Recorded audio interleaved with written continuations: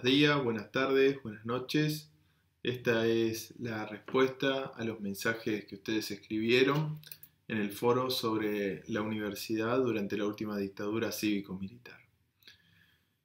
Nuevamente muy buen nivel de participación y en este caso, a diferencia de los foros anteriores, he notado que tienen mejores intervenciones, ¿sí? Es decir, están más en sintonía con el desarrollo del conocimiento, ¿sí? Sus intervenciones.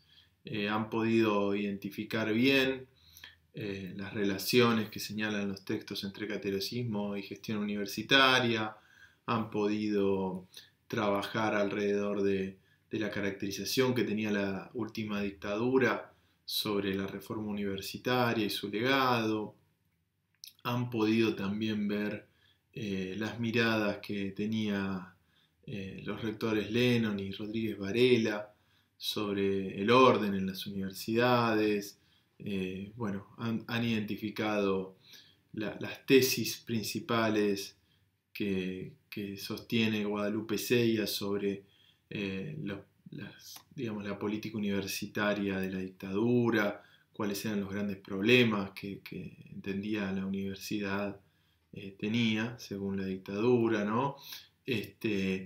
Cuáles eran las políticas de redimensionamiento y obviamente los efectos de esas políticas, ¿no? Han podido, en general, las intervenciones han sido muy adecuadas. Vamos a detenernos un poco en cierto resumen de estas intervenciones para refrescarlas, para ir cerrando el tema y luego sí pasar a lo que nosotros vamos a ver como las cuestiones formales que tenemos por delante. Bien, han podido identificar correctamente, les decía, que el catolicismo cumplía una función de articulador ideológico central para la gestión universitaria. Esa articulación ideológica no solo tenía que ver con las creencias religiosas de las autoridades, de funcionarios, como rectores y decanos, sino que tenía que ver con una organización ya más aceitada de vínculos entre las instituciones católicas de educación superior, por ejemplo la Universidad Católica Argentina, la Universidad de El Salvador, y las personas que estaban designadas por la dictadura, por ejemplo, para cumplir el liderazgo universitario. A su vez, han podido observar algunas intervenciones, ¿sí? Lo que señalan los trabajos que pudieron leer alrededor de las ideas que tenían algunos de estos funcionarios sobre la historia argentina, sobre el lugar del catolicismo en la historia argentina, ¿sí? Y ciertas tesis que eran verdaderamente antiguas para los años 70, pero que tenían mucha importancia para estos autores y funcionarios, que tienen que ver con la idea de la nación católica, ¿sí? En ese sentido, también han de tener en cuenta, ¿sí? que ese catolicismo, ¿sí? que tenían los funcionarios, son funcionarios, pero también son intelectuales católicos, algunos de ellos, ¿no? Y eso es importante comprenderlo. Desde ese punto de vista, la caracterización que tenía la dictadura militar sobre la reforma universitaria y su herencia institucional era negativa, ¿sí? La dictadura militar, cívico-militar, ha sido profundamente refractaria a las ideas de la reforma, fundamentalmente por su estímulo a la participación política estudiantil, que era digámoslo así, un acicate o un estímulo a la politización y al desarrollo de la subversión, ¿sí? En este sentido, yo creo que aquí hay algo que le faltó en general a las intervenciones, algunas lo tienen, que es el tema de la llamada subversión, cómo la dictadura, ¿sí? el lugar de la llamada subversión, ocupa, ese lugar muy relevante en las preocupaciones y las ideas que tiene la dictadura sobre lo que tiene que hacer, por ejemplo, en el ámbito universitario, ¿no?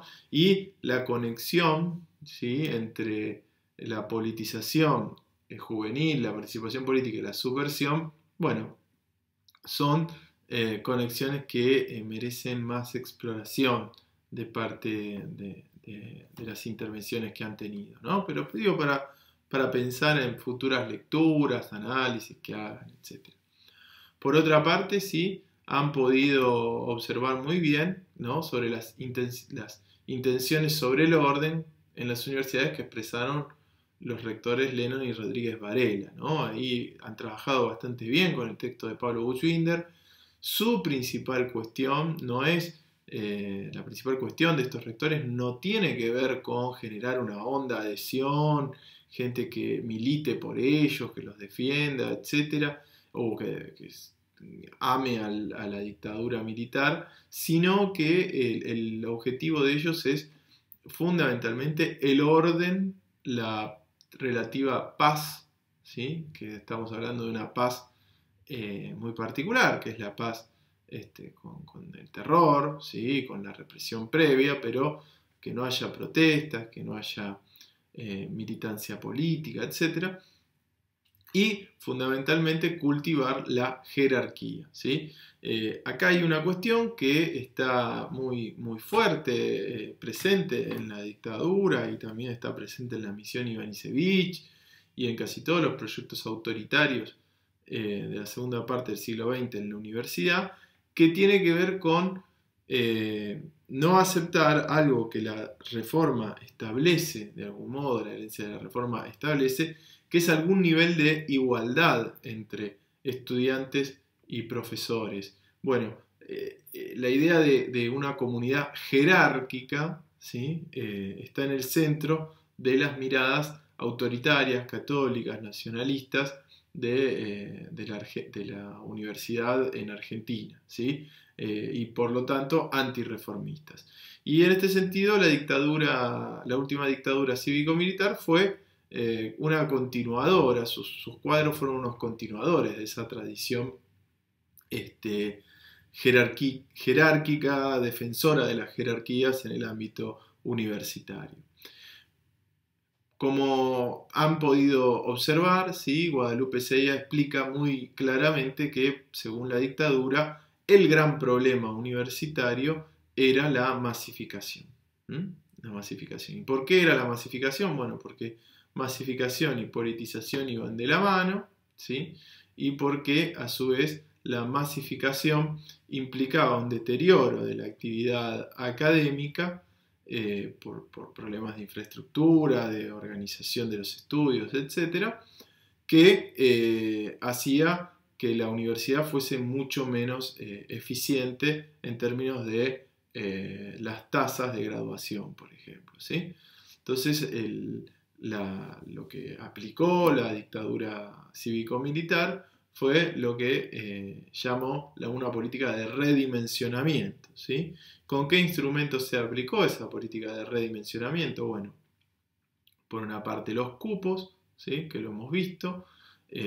Los cupos eran sensiblemente menores a la cantidad de ingresantes de los años anteriores, han podido ver datos estadísticos en la clase sincrónica, ¿sí?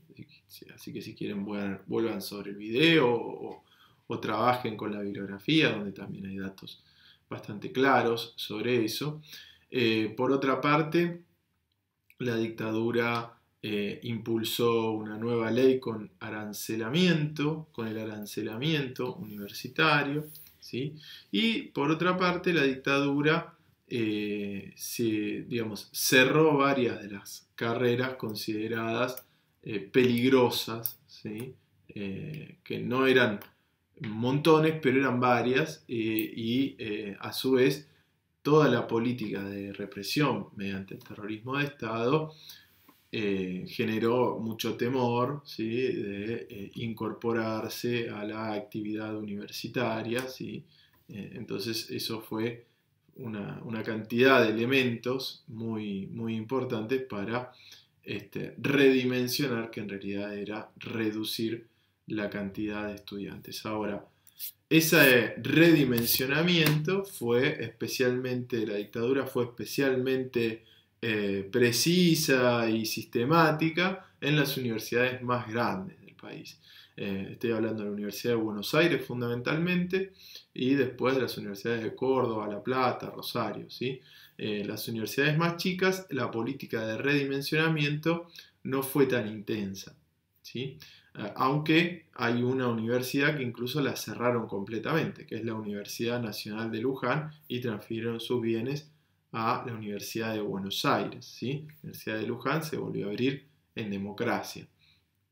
Por otra parte, ¿sí? Los efectos de esta política de redimensionamiento. Bien, el primer efecto elemental y fundamental ha sido la caída de la matrícula, ¿sí? La matrícula universitaria en Argentina cayó casi un 20%.